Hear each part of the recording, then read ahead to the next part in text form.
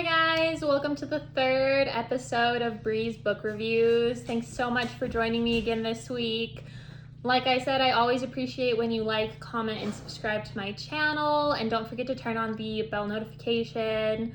Also, feel free to share with your friends that are avid readers, or maybe even your friends that aren't as into books. Maybe they'll find something that I review that really piques their interest.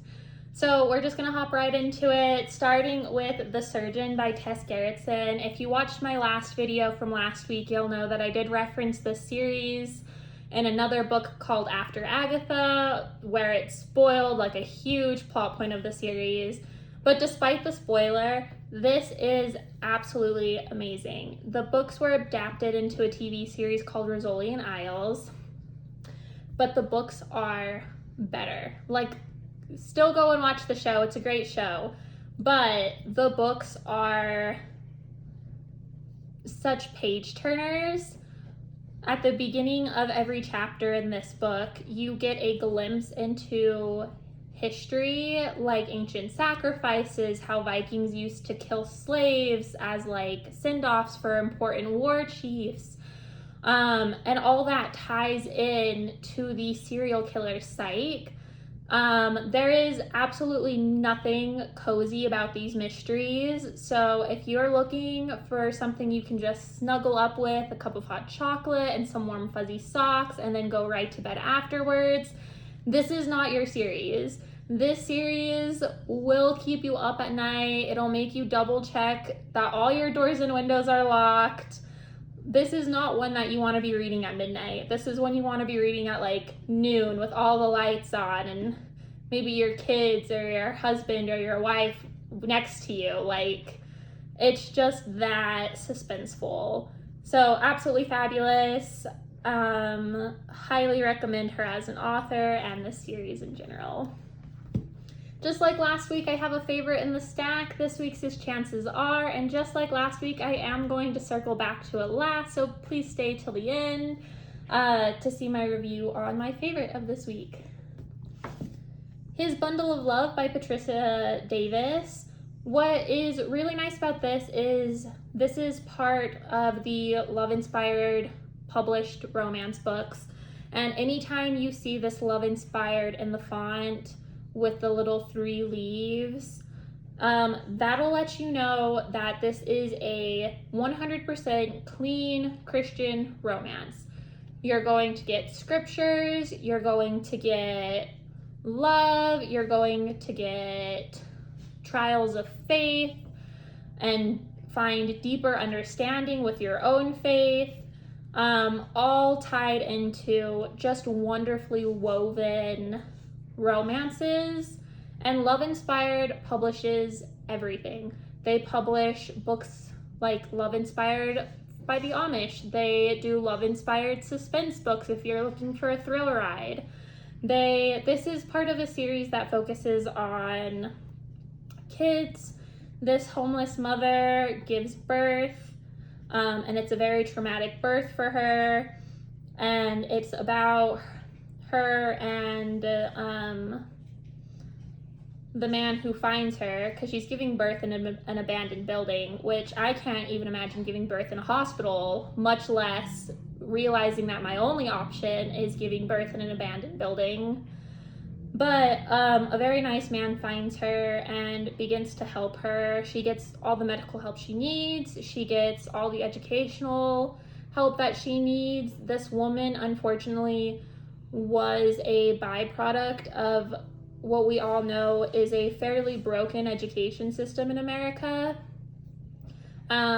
leaving her illiterate, even though she is in her 20s. So it's about her realizing that there's no shame in having to learn important life skills later in life.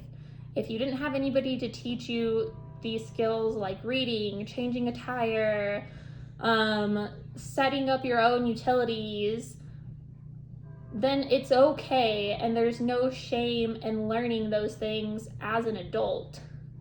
So it focuses a lot on that. What's really great about these is even though the entire series is Christian, it never leans to one particular denomination. So you're getting these great scriptures, you're getting these inspiring stories, it's walking you through the journeys of faith that the characters are going through, that you might be going through too, but without actually insisting you join like one church service or another. It's just letting you be with your faith, which, like it says in the Love Inspired, I find just very inspiring. So yes, this is a great read. It's by Patricia Davids. Sorry, it's a little worn. I really love this book. Next, we're going to be talking about Campfire Cuisine. This is actually a cookbook. This is not a beginner-friendly cookbook. This is for people who have been camping a couple times, at least a couple times, and who are used to cooking while they're camping at least a couple times. Later on in the series, I will introduce very beginner-friendly cookbooks, but this is one of my favorite. So what it does is it has a recipe index like most cookbooks do, but when you get to like salsas and entrees, it gives you like all the ingredients you need except the main one, because when it comes to camping, as anybody who's been camping will tell you, sometimes you have to switch things out. Sometimes all the ice melts in your cooler, and so you're cooking with like just all your perishable items. You know, if you don't have access to eggs that don't come from the grocery store and therefore don't need to be refrigerated, you know, you're gonna have to use your eggs first to avoid getting salmonella, and you're gonna have to cook them thoroughly. So that's what's really interesting about this book, is it's just like you want to make potatoes and fennel packets. Here are all the vegetables you're going to need for this dish. Throw in whatever main ingredient you can get your hands on. This is for, like it says, campfire cuisine. I wouldn't recommend this book if you're like an avid backpacker. None of these meals are made with ingredients that are very lightweight, and a lot of them do cook with ingredients that are perishable, or if you're camping while you're hunting or fishing, things you'll catch on the trail.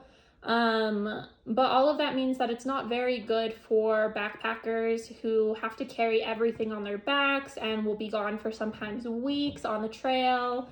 This is for, you know, like your family is going to like the local campground for a few nights, or even a backyard cookout, things like that.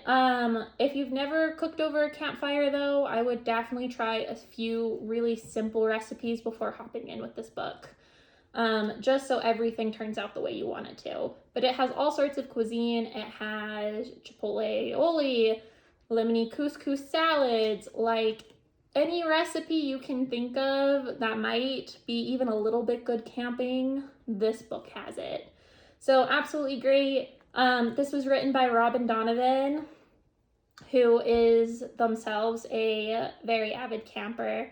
So all of the recipes in this book have been tried out by the author, which can be kind of rare when it comes to cookbooks, but all of these have been tried and tested, so you know you're going to be eating something good. The Candy Makers by Wendy Mass. This was one of my favorites as a kid. I'd say anybody 4th grade and older should be reading this book. It's so whimsical and adventurous. There are these kids that enter this national candy making competition, and the things they come up with, like, you are just dying for these candies to be real. There's a chocolate bubblegum rocket that starts chocolate and then turns to gum and then turns back to chocolate so you can eat it. There's a fully edible harmonica that plays music. Like, the things that the author Wendy Mass wrote these kids coming up with and inventing are absolutely incredible and so whimsical. And it talks about how kids can overcome and thrive in just about any situation if you give them the chance and if you explain to them what's going on. One of the main characters was in a terrible accident. His parents run the candy factory, and so he's got these awful burn scars on a lot of his body from an accident in the factory.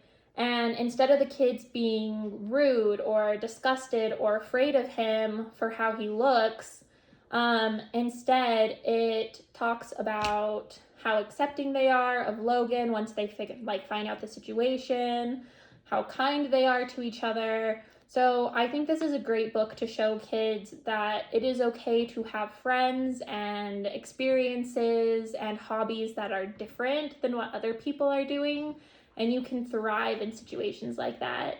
So super fun book, super funny. One of the kids is actually a spy. So, a little bit of mystery thrown in there. But overall, great read. Definitely recommend. This is Meddling Kids by Edgar Cantero, and I apologize because I lost the dust jacket. So you can't see the cover. But this book was good in theory. The author really struggled with the writing. In some parts, it seems like it's just a stream of consciousness. And the perspective switches between the characters, but you never know that it's switching. So you'll be reading a paragraph that you think is one character, and then it flows into another character, but you don't realize that it's switched over, so you get confused. And so that was kind of a bummer, but the overall plot is really interesting. It's genred as a horror comedy, and there are some parts that are very funny. It's for the Scooby-Doo fanatic as they get older. I love Scooby-Doo, which is why I got this book. So the mystery is just so much more intense. What the kids are going through is just so much more intense. One of them constantly checks themselves into insane asylums because of this childhood mystery that happened. One of the perspectives is by a dead member of their party. He became a teen actor and then killed himself, but we still see his perspective because the one who checks themselves into the insane asylum can talk to him. Not all dead people, just him. So it's so interesting to see how these kids that are very reflective of the original Scooby-Doo gang traumatize themselves so thoroughly that as adults, they just can't let go of the mystery that was never finished. And there is a really cute dog in the series that gets a fun little plot line of their own. And for all you animal lovers out there, don't worry, the dog lives. I don't want to spoil too much, but the dog does live. I'll let you guys know that. So while I wouldn't highly recommend this book, if you're looking for a change of pace, or if you've never really tried out the horror genre, this would be a great starter book to that. Like I said, it's a little confusing, but it's not super scary. So it's a great way to just segue into that genre if that's what you're looking for. Next is First Tess by Tamora Pierce. She's an older author. She's no longer publishing works. But this was the third series she published. It's a part of what's called the Protector of the Small.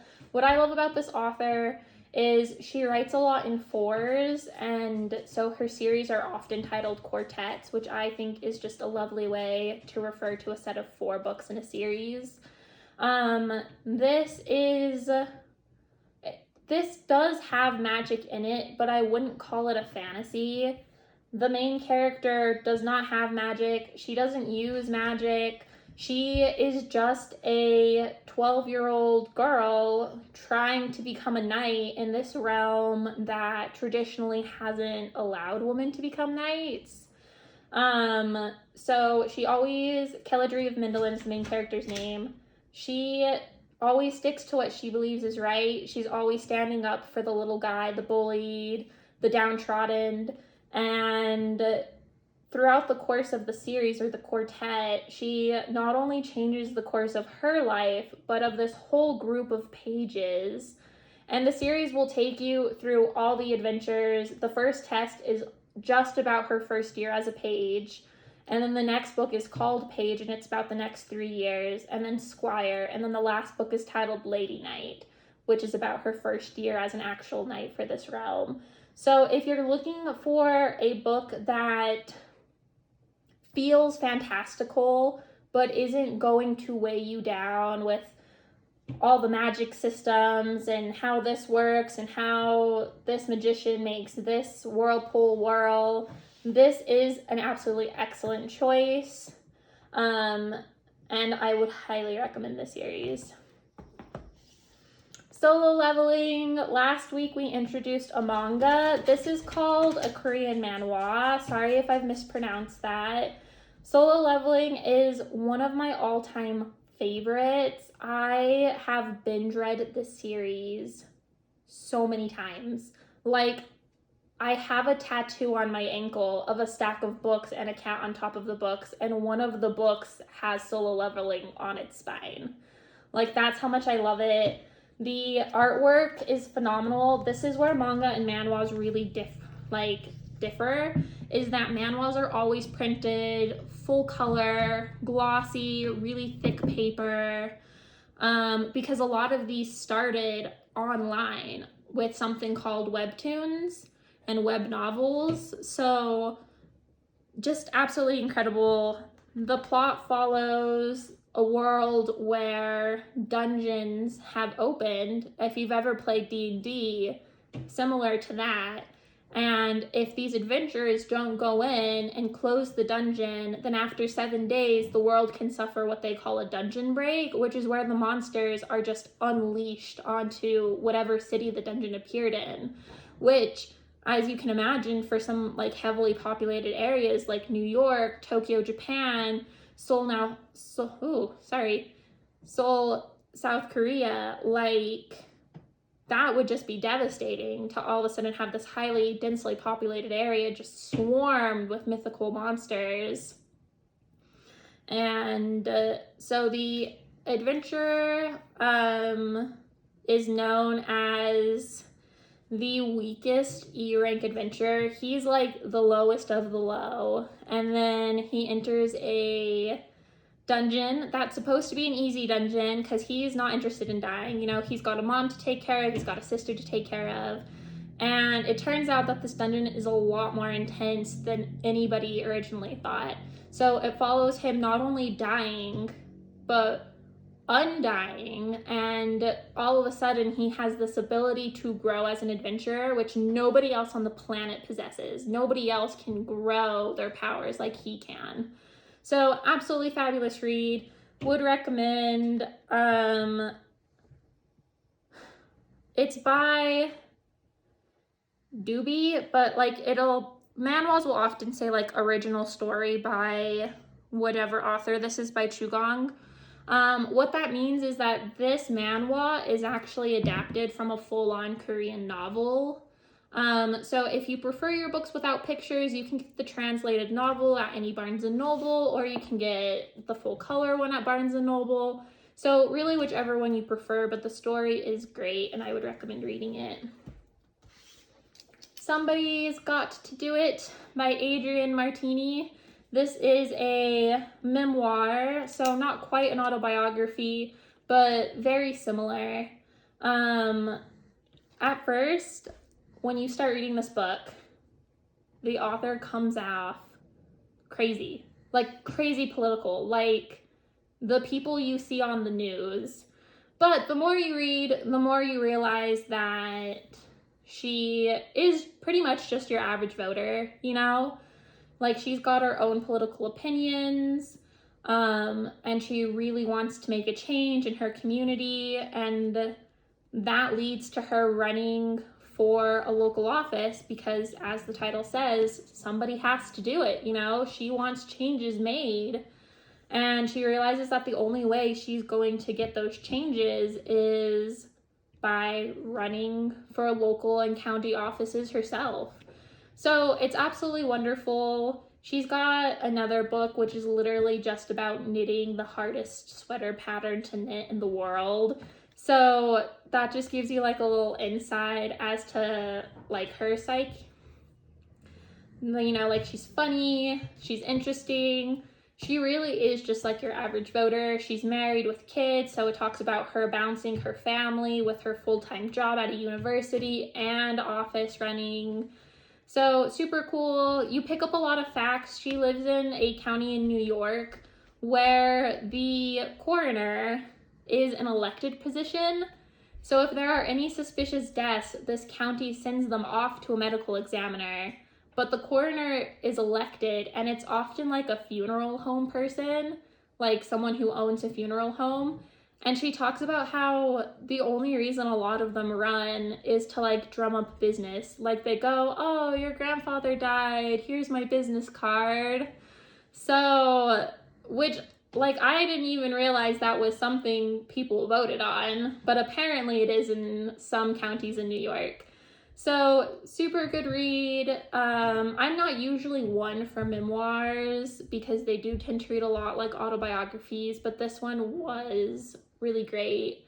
Really kept your interest, and what's nice is she keeps it short and sweet and to the point. So super great. The last book I'm going to talk about is not the last book because we still have my favorite one to go over, but the second to last book is A Discovery of Witches. This is a trilogy. A spin-off book did recently come out, but it's not part of the main trilogy. They are fairly long. They all average about 500 to 700 pages. The print, as you can see, is pretty small. This is meant for adults, you know, this is meant for very high-level young adult readers and adults. This is 100% modern fantasy. What's interesting about this book, it's by Deborah Harkins, by the way, in case you were wondering. What's interesting about these books is she doesn't muddy her world with every fantastical magic, myth, and beast under the sun like some fantasy authors do. She has 4 races in her world: human, demons, vampires, and witches, obviously. So those are like the only 4 that exist in this world. So it's very easy to follow along. Unfortunately, the author is very wordy. That's probably my biggest complaint about the series, is all the books are super long. But by the end of reading each one in the series, you realize that the book probably could have been condensed down to like 250, 300 pages. It definitely, like this one is almost 600. Like this one's like 579 pages. It didn't need to be this long. And a lot of it is just that the author obviously has a deep love of words, and she likes to share that love like with her books.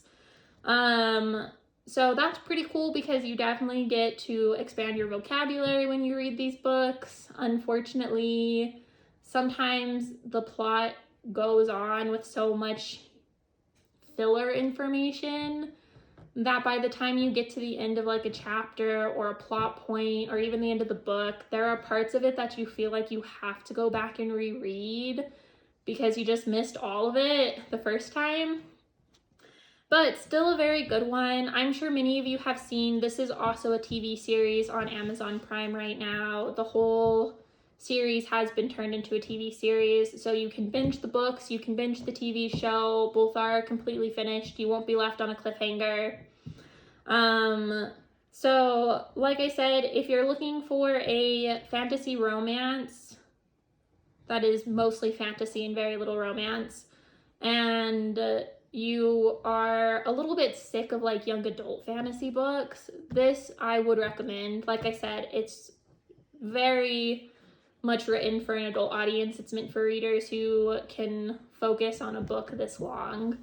And the series is great for binging because it'll last you like at least a month, man. So if you're looking for something that's going to carry you through like a cold winter month or fall evening, this is the series to do it.